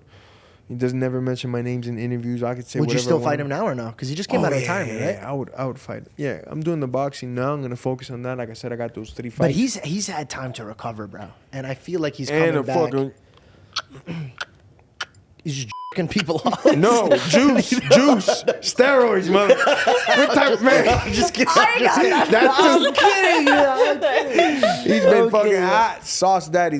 Man, But aren't you not allowed? not allowed. But there you used can to do be it in this the drug meantime? testing agency that was in place called USADA, right? They'd be like, oh shit, you're getting drug tested and random. Oh, you're at a barbecue. Cool. What's that? Yeah, we got the address. Where do they Pull say? up. Where's it from? USADA. Was As the in, like, drug you testing- shot on nothing here, bro. You shot on nothing here, bro. just like that. But they roll up. Well, then why did he get so mad at Ryan Garcia? Is he trying to just cover his footprints or something? He's projecting, man. You know, 100% projecting because you could see in the movie, bro, he wasn't natural, and before that, he was wasn't ripped. natural. You know, and massive. You know, he was like 220 pounds, and he had broken his foot, so he said he was doing juice for this and that. I was like, motherfucker, which one is it? You know, did you do it or did you not? You know, and it's something that, I mean, But if he was doing it for recovery, is that fine? And also, it's like, let's talk have to about the get Ryan Garcia permission. thing. Is whatever they said he was on, if he was on it, would it have made that big of a difference?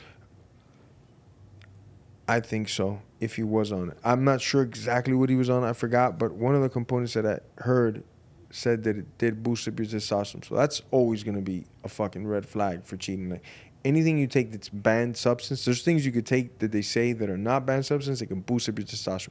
But anything that you take that pharmaceutically boosts up your testosterone, cheating.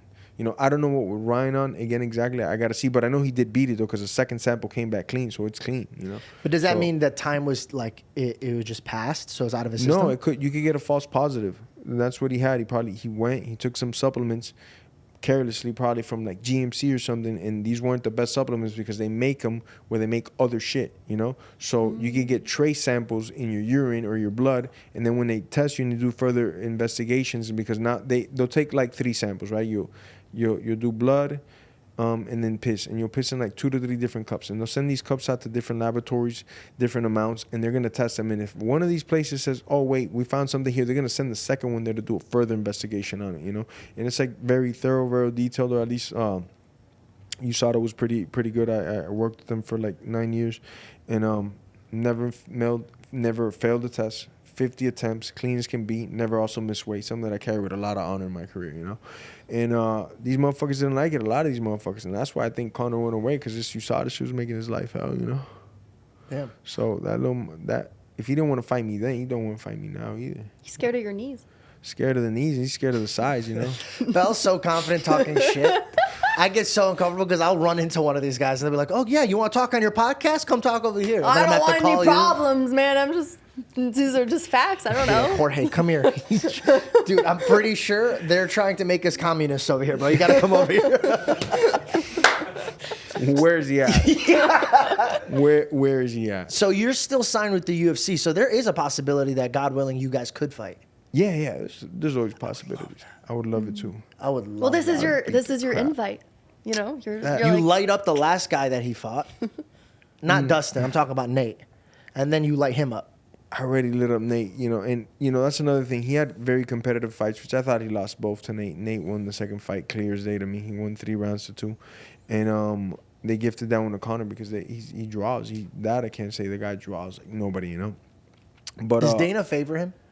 It's not that Dana favors him. It's just that Dana's a businessman, and if I'm your boy, but I only get you 10,000 views. How many times you gonna invite me in the episode? But you got so and so that gets 100 million views. You're gonna be like, yo, I need you to come through, So it's like it's not. I don't know how they are with each other behind the cameras, but Dana's just being a businessman. He's booking one of the biggest pay-per-view machines that we have, It makes sense because Conor, I mean, like, listen, before I started seeing George, like, I knew nothing about fighting because why am I going to, I just knew nothing, My love, you still know nothing. I still know nothing, but I I don't know a even know little bit anything. more. I know a little bit more, okay, right?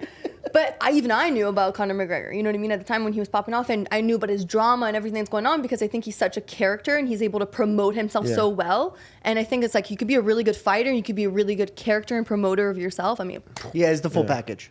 Yeah, Right? and you need to be able. And now the sport's going more and more towards that. It's like if you can't promote yourself, It's because it's a showbiz. It's at the end of the day, it's showbiz. Showbiz, Yeah. Who do you think is following closer in his footsteps? Would you say it's like Sean O'Malley? Sean O'Malley's doing good. He's doing his own thing. I think. You guys are not in the same weight class. There's No, he's a 135er. Yeah. Yeah. That would have been a great matchup because you guys are very fast. Yeah, but in both stand-up guys, I wish from a perspective of like I'm a fan of his and I love his style. I would love to fight a guy like that because he's a fighter. He comes to knock people dead, and I love that. He's a good person too. Yeah, no, he's cool as hell. I like man. him a lot. Cool as hell. I like Sean. I've liked him since he got on the scene. He has his own style, and he doesn't. You look at him too. He just doesn't look like a fighter. You know what I'm saying? He looks like a skateboarder, like the coolest kid at the party or something. Then he shows up, whap, whap, whap, whap. He's fast. Dude, he's just so lean. precise. Yeah, You make man. one mistake and he'll catch you. He's got the range. And he's another guy that he sells really well. He's a showman and he fucking backs it up. You know why? Because he jumped into social media as well. And he has this just like very charismatic character that if it's Nelk that's recording him or Impulsive that's recording him, he has that image that like I feel he portrays very well that other men want to be like. Yeah. And I think he does And that. he very looks well. natural at doing it. Yeah. It doesn't look like a gimmicky like fuck. He's not trying hard. Yeah. It's who he is. Like other fuck faces out there that I won't mention their name, but he looks like he's actually like that's him, Who gets underneath your skin now that you're like, oh man, I want to show up with a pizza. I mean, to me, they're all the same, bro. I don't really give a fuck about, I don't know. Okay, let's talk about the mic then. My thickness of skin is so thick to it, like, oh, somebody called me out, oh, somebody disrespected me, or oh, somebody said I'm a fucking punk, whatever, I'm fucking used to it all, Yeah. That must feel good to have shit just roll off of you. Because like giving a shit takes takes so much energy. A lot of these people know though because I should never say this in public because of my promoters know and they're like, oh, we paid way too much for him, but I actually like the fight, So like I'm not looking for it, but if I step outside of here and somebody wants to rendezvous and I'm like I got 5 minutes or 5 seconds to spare, so be it. So when these motherfuckers be talking and then they see me, their whole mood changed because, oh, this dude's for real gonna come at me, bro. And they take off, or hey, bro, that was just online. Let me get a picture. Nah, bro, it's right here, right now, So, Bella actually wanted to ask you that. That was one of her questions. Oh, yeah. Yeah, she goes, do you think people like come up to him and just want to start shit because they like know? Well, because who he certainly, is? like you're in an environment like in Vegas. I feel like people have this different when they're here. They have this like they're in party mode. They're just in like they're ready to like say shit to people or whatever, right? They're drunk. So I feel like and even so I feel like they see you and they're like trying to say whatever. I don't know. you get like dudes that'll cross a personal space a lot, because like you said, we're in Vegas, they had way too many drinks, and they're like way too friendlier, you know. Hey man, fucking hugging you, won't get the arm off, and they're heavy when they're drunk, dude. You know, I'm like, all right, man, you know, here and there, I'll take a picture with somebody, and they'll put the hands way too low, and I was like, you don't want to do that, big dog. You better lift your hand up, man. that's gonna be a problem. Putting the hands low on you. yeah, you know, like, Okay. picture time, instead of just being regular, they'll have like their hand like they're cuffing you. right here, and I'm like, mother, you wanna die? They grab your waist. What are you doing?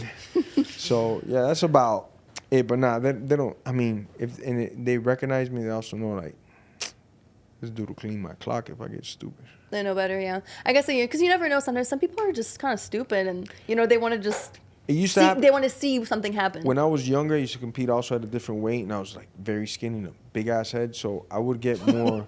Yeah, like metaphorically, or just like you actually had a big head. Bigger. It looked way bigger than what it does now. You know. Yeah. So I was like, I don't know, 15 pounds less, so I looked way skinnier. You know, and like out of my group of friends, if we went out for some reason or another, it'd be me. It would get like tried or disrespected, or like things would come my way, and I'm like, bro, I don't get it. I don't even look for this shit, you know, but I'm not running from it either. So I have this friend named Kave, and he's not a mixed martial artist. He's not even a good fighter. He just has the heart of a fighter, bro. Like, he just wants to smoke all the time.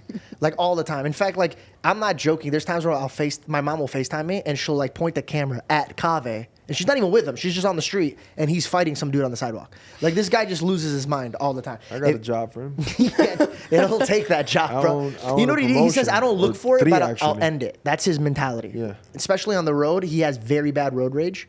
And, like, I always beg him. I go, bro, you're going to get shot. And he's been shot at, and he still doesn't change his thing. Yeah. But the road rage is some. There's one time I've seen him change his mind. Now, mind you, there was one time we were at a club, and this dude is like, I'm talking. He looks like the Incredible Hulk. And he's behind my friend Kave. His head is up against a really sharp end of like this type of thing. And I'm like, if this guy just hits him one time, he's dead. So I come up to him, and I'm like, listen, dude, like, you're going to lose this fight. He's like, I don't give a fuck. And he's just staring at this dude, chest out. And he will never back away. There's only one time we've ever walked away. And by the way, I'm never wanting to fight. I'm just there with my boy, and I'm an idiot. I'm young. So I'm like, if my boy goes down, I'm going down. Now I tell him, I go, I'm telling you right now, I'm the first one calling the cops. And I'm showing them where you live. I'm not having My girl's waiting for me. I got to throw the garbage. I got to go, I got to go. I'm not a part of this. But he calls me one day. He's at Old Town Scottsdale in Arizona. Or I think this is Old Town. I don't know exactly where the location is. He's cracking up. He's like, I almost got murdered right now. And I go, why? He goes, I'm at the bar. I'm walking to this club. I'm trying to meet this chick, and this dude's just looking at me. And I don't like the way he's looking at me. So I'm looking at him back. And I'm like, all right, I wonder what this guy did to scare this one guy that's been shot at. He had a bodybuilder almost throw him in the trash can. Like, who and what did this guy do? He goes, I'm looking at this guy. And now I'm like, what is he? And then for a split second, I go, maybe this guy knows me, because I think I know this guy. So finally he steps up a little closer, and he's about to be like, what the f you looking at? He goes, I get close, and the club light hits the dude's face. He goes, dude, it was Nate Diaz. He goes, I pretended like I was looking past him. Like, he goes, I committed to, like, he goes, my eyes just shifted a little past his shoulder, and he just kept walking. And he goes, Nate was like eyeing him, thinking that he was coming. He goes, nah, dog, I pretended that I saw right through him. And I was like, that's a good choice, dude, because that would have been a bad fight to. But you guys don't care. Anybody could get the smoke. If you guys get looked at in a certain way. I mean, I look, nah, you know, you have to like violate my personal space, you know. You can look at me weird, and I'll take a picture to last long, you know. But if I feel threatened, you got a problem in your hands, right? And that's if you violate my personal space, because I don't know you, so I'm not going to violate your personal space ever.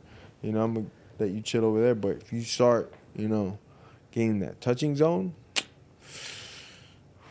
you can look, but you can't touch. That's a good way to put it. You can look, but don't try to touch. Yeah. Because the way I've been since a kid, it's like, don't let nobody put their hands on you, son. You don't get too close. Don't come home with that black eye, or I'll give you the other black eye. You make sure you give it out before you come home with that shit. Okay, Dad. My dad he raised me in a liquor store. Let's just say we could lock it from the inside just in case people want to try to run away. Yeah. And I think that is the one thing we regret. He always says all the time, he goes, my biggest regret is putting my son through that. But I loved it because I'll watch my friends mouth off and I'm like, man, you really haven't seen the repercussion of a mouth that just keeps moving. Yeah. Like I've seen people's lives change right in front of me. Yeah. And it is within a blink of an eye. And sadly, it's like with people, they don't even remember what they look like. And so like I've never been in situations, thank God, where I'm like, this is life threatening.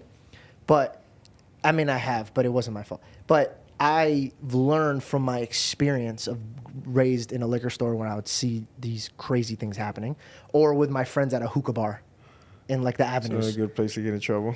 Bro, the same guy, Kave, we were at this guy actually, he was mentally he would have a machete tucked in all the time, bro.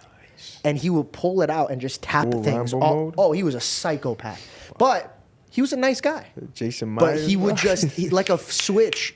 Some days he'd come up to us, yo, what's up? And then some days we look at him and it's like, oh, we can't talk to him today. Like he's not there.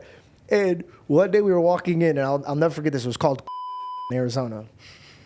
And he was just up against the door. And for some reason, thank God, I guess I'm just like the really outgoing, nice Christian boy. So people didn't really like, they would just be mean to like come after me because I'm praying for your mother or something. You know what I mean? Like, you're not going to come after me. But the loud Persian kid that's super confident, get him, right? And so he walked in. I'll never forget this, bro. I'm standing, I swear to you, bro, closer than this. And he went up and I'm dapping up. This is how close we are that I have to go like this. I go, what up, my man? And he goes, what's up, dude? Just daps me up. And Kave just walks in. Bro, I don't even remember why this happened. Pop. Smacked him so hard across the face. I was so scared that I was next. Because I'm like, like we're getting in. The guy in front of me is not moving. I just watched my best friend get smacked. Now, this guy has to be an intimidating man to smack my best friend in front of me. And me look at my best friend like, why did you put us in this situation, dude? So I look at him. I look at this guy. And he goes, you guys are not coming in today. And I was like, yes, sir. Dude, the guy smacked him so hard and for absolutely no reason. So, like, I've been in situations where I'm just like, things just happen for no reason. Like, that's another one of those moments where you got to kill me. You slap me. That's what he said. I had to talk him off. Now you gotta kill me. Nah, so here's the reason why, bro. Disrespectful? Because obviously that guy's not there. It's a combination. At first, you're gonna trigger the worst trauma. My mom beating my ass. Because in all my 50 fights, no one's ever whooped my ass harder than my mom. I swear to you, bro. I'm not even lying. Like being 9, 10, and I don't blame her because she's raising a wild man. But my mom has whooped my ass. So the slaps, it's like PTSD. Instant fucking. I'm 6 years old, 7 years old again. One of us has to go. Straight up, one of us has to go. But we could both no longer be in like this plane right now. We're going for it right now. And you did it by slapping me, bro. And I didn't want to do it, but we're going to town now, you know. And there's too much trauma. I can't deal with a slap, you know. You could punch me, I'm gonna punch you back, knock you out, okay. But you slap me. No, I've been smacked and punched a few times where I'm like, sorry about it, and I'll just bounce. Because, like, why? You know what I mean? Like, here's the thing. We have different experiences, though, bro. You want to stand on that business. My dad has a pretty successful business going on, and I want to take that business from him one day. You know what I mean? I ain't trying to prove nothing. I already got her. I already won, bro. Like, you smack me, I'll give you the other cheek. Jesus told me to do it, bro. So, no, but... That's the one thing I can't say nothing about, because... It's like, man, I can't say nothing to that. Gosh, Jesus, why you say that? And literally, you said, if he slaps you, give him the other cheek. That is like the hardest one of the things, you know. I'm working through all the other ones. It's a constant going battle, but I'm winning more now than ever. Amen. No, for 100%. But that slap one, boy. Brings you back. Brings you back. And I start doing math in my head. I was like, man, if I get him, it's 1 for 1. And then, come on. You know, but it's wrong. It's wrong. And it really... That's why Jesus is my Lord and Savior, because he never put a knife to anybody's neck to get them to convert. He never used violence. I'm complete opposite, and you know, for many different reasons. But you're Paul. You're in the stage of the bad Paul. Or Peter. Slicing ears, you know? Yeah. It's just like it's in me since a kid, and then the environment too. It just like polish it up a little bit more. Like if you let somebody slap you, right? Well, this is what happens usually. As I was growing up. Now you come to school on Monday thinking you're fresh as hell, like, nice shoes. What size are they? You know, nah, I'm not. What do you mean, what's up? Pow! you getting slapped again and taking your shoes off and this. I'm not gonna deal with that. And I learned at a young age, if I let motherfuckers step on me, they're gonna step on me like a cigarette. But if I check you right at the front door, you can chill right there. You can find somebody else to do it out, or you might even stop altogether. You know, so it's like those things. Like, oh, it's so hard, man. You know, it's so hard. You're a fighter, you know? That was hard, man. And then I started lying to myself because what's the one miracle even atheists could agree on that Jesus did? Let's see if you know this one. The one miracle that atheists believe that Jesus did, raised from the dead. I feel like they wouldn't believe that because they don't believe one him. miracle. He turned water into wine because they want to party. I don't even. No. Is this a riddle? What? No, this is a real one. It's a real question. It's a real one. They believe. Even atheists could agree on this miracle. Think about it. This is nice. I like this. Yeah, Hold no. on. Like, They got a nice ice cream shop over there. If y'all get it right, it's on me. Pop! Let's go. Okay. Hold up. The one miracle Thank you, sir. that even atheists could agree on. that he was loving? A miracle, though. it's a miracle. Let me just say it, or you go one more time? I feel like Hey, You guys we got gotta as a say team. what- You guys got it. You guys got it, right? No, It's a but an miracle. atheist believes it. no checking Google. You can't ask Siri. No. Not atheist. An atheist believes it. An atheist believes that Jesus did this miracle. He said, Oh my God, are we I stupid? don't know. What is it? He said, give unto Caesar what is Caesar's and give to God what's from the kingdom of God. And right then and there, church and state got separated. Atheists could agree on that as well. Do you want to be the new co-host, bro? I So- like this vibe, bro. So listen to I me. like this vibe. So then I start messing with myself. I go, wow, Jesus, right? If you said that, right, and now this dude slapped me, I'm just doing what society does. Don't get mad at me. You know, but it doesn't work like that. You know what's I'll say this. When I was going through something, I was always questioning why I was going through it, and so embarrassingly in front of people. And I had a lot of people message me that they saw Jesus in me when I didn't retaliate in anger or emotions. And then people would call me out whenever I get emotional, and they'd be like, hey, bro, that ain't you. Cut that out. And I realized you could see a lot more of Jesus in a human being when they do something that just dumbfounds you. Like, that guy just smacked you, and you were like, oh, it's okay. It's totally fine. Because that's puzzling. Because even if I have no God, you put your hands on me, I'm calling Jorge Masvidal and calling you a communist. It's a good call. You know what I'm saying? Like, it's a good call. But like, when somebody sees an action and they're like, so that I understand now why that's what happened to Paul. It all started when he saw a Christian being killed, and just the way he was talking right before he got killed, it just opened up his heart, his mind. He's like, how could somebody believe in something this much? So the next time you get smacked, just know that you might turn somebody Christian if you turn the other Christian. My God, man, don't put that in the universe now. You know how many times I've seen like street preachers getting slapped and They're holding their ground. they just, I'm gonna pray for you, my brother. I love you. God bless. I am like, man, God bless you. That is like, wow. You know. Look at Bishop Marmari. Oh my gosh, that is crazy. And he's like, He lost his eyebrow. I know. And I'm here like talking about me getting slapped. I'm gonna go to war, and like this poor gentleman, it's nothing but spreading the word and doing good, literally loses his eye, and all he could do is pray for this guy like if it was his mother, brother, sister. You know what broke my heart, bro? He's an Assyrian man. Yeah. And like every culture, you know, there's separation in the culture, right? Mm-hmm. Oh, he's this and a type of Assyrian and this type of Assyrian. But I had a few Assyrians come up to me and they'd be like, bro, I don't even believe that he lost his eye. I think he's covering it. And I'm like, damn, for you to just lie and go and like tell people to believe that lie, it's not only that he lost his eye and he's so gracious you about can see it. that when it's in slow motion, the thing's not open, but he hits him in the eye. Yeah. It's like, man. And bro, he was praying on him right when he got hit. So dude, the guy got hit in the eye. His eye's hurting like really bad. Because you even said if you get hit in the eye, it's the worst pain. This guy got stabbed in the eye. And then immediately he starts praying over him. But people would be like, nah, bro, that's fake. And I'm like, dang, bro. You could really do the greatest thing in the world and people could say something bad about He lives it. in a different spiritual realm. Like he's something else, man. Have you met him? No, I haven't, but I would love to just shake his hand and like. I'm going to be doing a podcast with him. Oh my God. I think it would be very interesting for you to be a part of that podcast. I'll just like shake That's his hand so- and be a That would be fly really in That the would be a wall. very I'll different just hang out in world. the wall and just like a fly. I'll just chill out, watch what do you think? Because that guy's You're like an amazing, earthly man. fighter and he's a spiritual fighter. And just like two, like, yeah, you know what I mean? yeah. He's That'd be like a- different though, man. I mean, it's just like, you know, it's a lot, you know, and not just that, but he's had like a lot of moments too where I'm like, man, you know, and I also like that he does speak firm, that he does say, as a Christian, things that we should be holding firm, that you can't forgive and give the devil an inch on, you know. So it's definitely somebody that I freaking look up to. You a lot. respect, yeah. You know, and then after that, it's like I just can't even put it into words. Like, man, that is beyond Shaolin monk discipline. This is something else. Like, this guy has never had a potato chip. Like, how could you do that? You know, you just lost your eye and immediately, instead of like worrying about your eyeball or, oh, am I gonna? He starts praying for you. Like, do you know the type of pain he must have been in? His spirit is so strong and so tied with God. He's not. That it's. That He guy's doesn't. unbreakable. You know, like us as humans, like when something happens to you, you think like, okay, what would I do? What would I do? You like rely on yourself, and then if you take a moment, then you realize, okay, no, like this is the route I need to take because this is what God would want me to do. But he's so tied with him that he doesn't even need to take the second to think about it. It's just natural for him.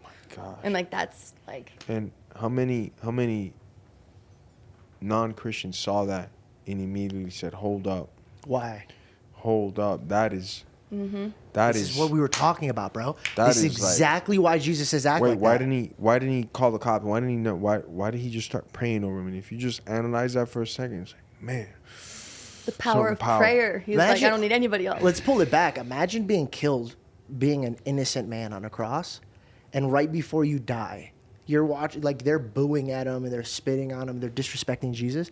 And while he's on the cross, imagine what it did to the people's heart that watched this man say, God forgive them, they don't know.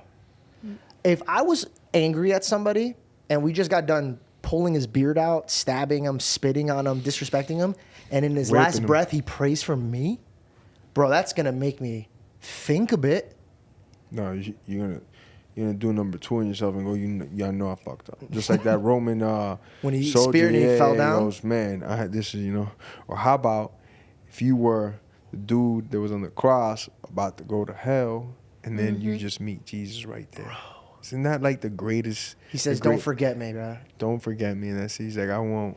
And He's like, that "Today is you're like gonna be in paradise." that's the greatest get out of jail free card ever of life. Like, you're literally about to die and you probably did some fucked up shit.